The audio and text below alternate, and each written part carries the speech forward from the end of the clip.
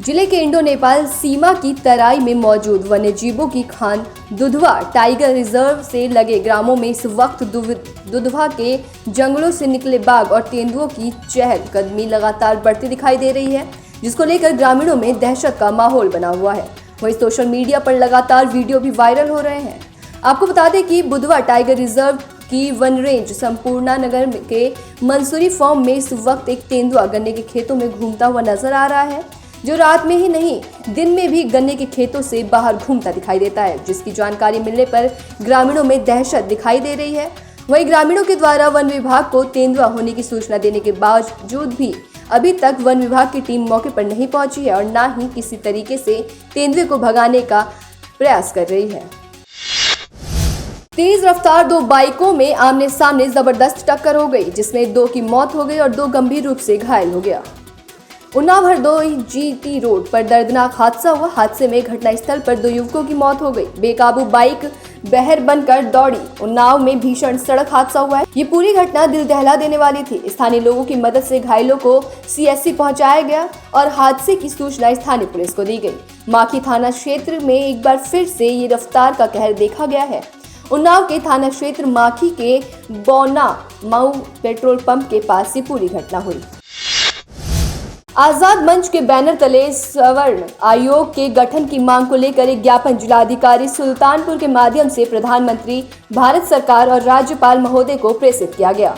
ज्ञापन में सरकार से शीघ्र अतिशीघ्र सवर्णों की संरक्षा और सुरक्षा हेतु सवर्णों के बच्चों के सरकार से लाभ और छूट के लिए एक जैसे पिछड़े और अनुसूचित जाति के लिए आयोग का गठन किया गया, वैसे ही सवर्ण आयोग के गठन की मांग की गई। ज्ञापन में जिले के सामाजिक संगठन ब्राह्मण युवजन सभा के अध्यक्ष संदीप पांडे, शिवा पांडे, मुकेश पंडित सहित तमाम सदस्य और आजाद मंच के देवेंद्र पाठक एडवोकेट, राष्ट्रीय सचिव आजाद मंच भारत विपिन मिश्र एडवोकेट, अश्विनी कुमार, सुरेश चंद्र तिवारी, गिरीश मिश्र, उमेश मिश्र के साथ कई लोग मौजूद रहे।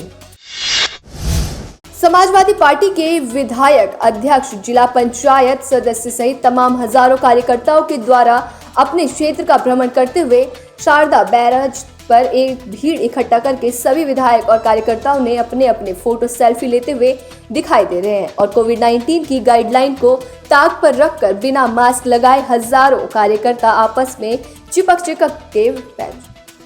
में चिपक कर फोटो लेने लग रहे हैं। जहां कोरोना के केस दिन पर दिन बढ़ते जा रहे हैं, पर नेताओं को इससे कोई फर्क नहीं पड़ रहा। अगर ऐसे ही चलता रहा तो आने वाले समय में कोरोना प्रचंड रूप लेना तैयार कर देगी और जनता को खतरे में डालने वाले नेताओं को जनता की कोई फिक्र ही नहीं है। इनको इस भीड़ के पीछे से आने वाले वाहनों की भीड़ को उन पर कोई फर्क नहीं पड़ रहा।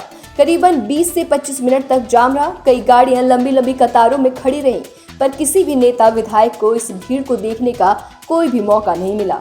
पीछे से कई ऐसे वाहन भी थे जिनको किसी काम से भी जाना था। लोगों की भीड़ का इन समाजवादी पार्टी के विधायकों को और कार्यकर्ताओं पर कोई भी फर्क नहीं पड़ रहा था। हरदोई में किन्नरों के 2 गुट आपस में भिड़ गए और देखते देखते इस लड़ाई ने भयंकर रूप ले लिया। किन्नरों का एक गुट थाना पाली क्षेत्र और दूसरा थाना हरपालपुर क्षेत्र का बताया जा रहा है। सैकड़ों की संख्या में खड़े लोग तमाशा देखते रहे, पर किसी भी व्यक्ति ने समझाना उचित नहीं समझा। उधर लड़ाई का कारण क्षेत्र में होने वाली वसूली को लेकर है। कुछ लोगों का कहना था कि यह एक दूसरे के पक्ष क्षेत्र में जाकर वसूली करते हैं, इसलिए आपस में झगड़ा हुआ। एक पक्ष के किन्नर ने दूसरे पक्ष के महिला किन्नर के बाल चोटी तक काट ली और आपस में एक दूसरे पर जानलेवा हमले करते रहे, जिनका वीडियो अब सोशल मीडिया पर वायरल हो रहा है।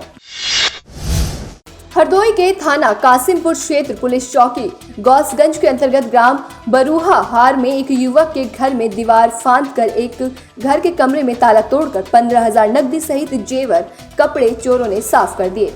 कासिमपुर थाना क्षेत्र के अंतर्गत ग्राम बरूहा हार निवासी कलकोरा पत्नी बालादीन ने थाने में दी गई तहरीर में बताया कि बुधवार की रात वे अपने परिवार के साथ कमरे में सो रही थी। उसी रात चोरों ने दरवाजे के बाहर की दीवार से फांदकर घर के अंदर प्रवेश किया और ताला तोड़कर बक्से में रखे एक अंगूठी, एक माला, सोने की एक लॉकेट, 2 जोड़ी पायल, टूटी हुई करधनी, चांदी की सुतिया, बच्चे के कंगन, अन्य जेवर के अलावा 15,000 रुपए भी उठा ले गए। बुधवार सुबह कमरे की तरफ गए परिजनों ने कमरे का ताला टूटा देखा तो दंग रह गए। पीड़िता ने थाना कासिमपुर पहुंचकर तहरीर दी। इस संबंध में थाना प्रभारी कासिमपुर दीपक सिंह रघुवंशी ने बताया कि तहरीर के आधार पर मुकदमा दर्ज कर लिया गया है और साथ ही घटनास्थल का निरीक्षण किया गया है।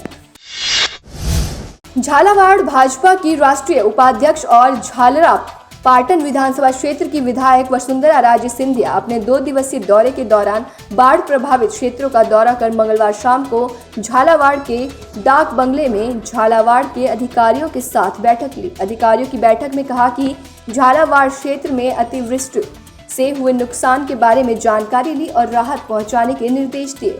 और इसके बाद पत्रकारों की प्रेस वार्ता में राजे ने कहा कि जिले में 90 से 95% नुकसान हुआ है, जबकि झालावाड़ के अधिकारी 25 से 30% नुकसान बता रहे हैं। सरकार को जल्द डाटा एकत्रित कर उचित मुआवजा देना चाहिए। जिन गाँव में लोगों के मकान वर्षा के कारण गिर चुके हैं, मकान और आर्थिक रूप से सहायता देनी चाहिए।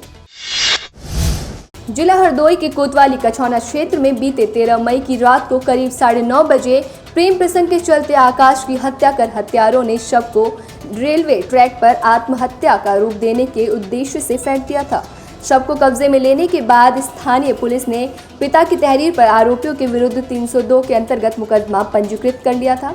स्थानीय पुलिस के द्वारा अपराधियों के खिलाफ मुकदमा दर्ज होने के बाद ये मामला पुलिस ने ठंडे बक्से में डाल दिया। यह बात किसी को हजम नहीं हो रही। एक तरफ दबंग अपराधी बेखौफ होकर खुलेआम घूम रहे हैं, पीड़ित परिवार को जान से मारने की धमकी दे रहे हैं, तो वहीं पीड़ित परिवार अपराधियों की गिरफ्तारी के लिए मुख्यमंत्री से लेकर पुलिस महानिदेशक तक को पत्र लिखकर भेज चुका है। लेकिन कोतवाली कछौना पुलिस आरोपियों पर कार्रवाई करना मुनासिब नहीं समझ रही। अब देखना है कि आखिर खबर प्रकाशित होने के बाद कोतवाली कछौना पुलिस आरोपियों पर क्या कार्रवाई करती है। यूपी के 24 जिलों में 605 गांव बाढ़ से प्रभावित हो गए हैं। वाराणसी, प्रयागराज, गाजीपुर, बलिया, औरैया, जालौन, हमीरपुर, बांदा में बाढ़ से लोगों को कई परेशानियां हो रही हैं। कई नदियां तो खतरे के निशान से ऊपर चल रही हैं। एनडीआरएफ और एसडीआरएफ भी अब राहत के बचाव में जुट गई है।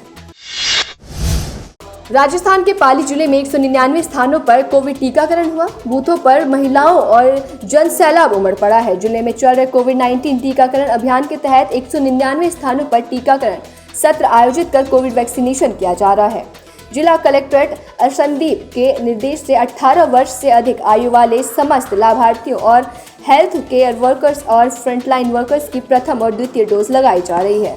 कोविड वैक्सीनेशन अभियान में पाली शहर में 10, सोजत शहर में 2, जैतारण ब्लॉक में 19, पाली ब्लॉक में 15, खारची ब्लॉक में 22, रानी ब्लॉक में 12, रोड ब्लॉक में 11, सुमेरपुर और सोजत ब्लॉक में 27, बाली ब्लॉक में 18 सहित कई जगहों पर टीकाकरण चलाया जा रहा है। वहीं आज भी इन बूथों पर बिना सोशल डिस्टेंसिंग अपार भीड़ लगा हुआ है और ये भीड़ कोरोना विस्फोट को निमंत्रण दे रही है।